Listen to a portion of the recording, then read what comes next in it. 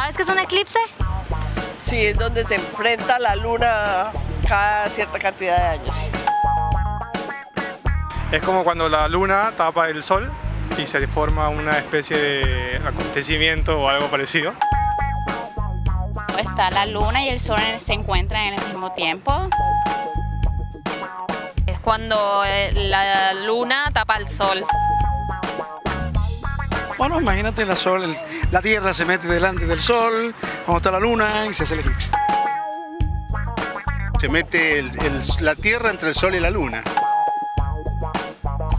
Y los rayos solares pegan en distintas partes del mundo y se van a ver en distintas partes del mundo con más intensidad.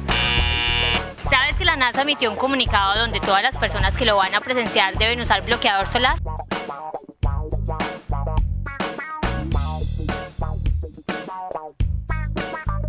No sé si fue la NASA, pero sí lo vi que emitieron el warning. Definitivamente. Y creo que este eclipse va a venir muy bien para mí porque soy signo cáncer.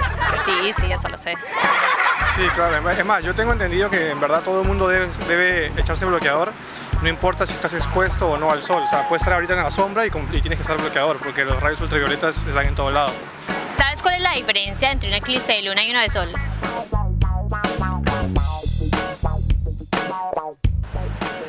Sí, ¿Cuál es?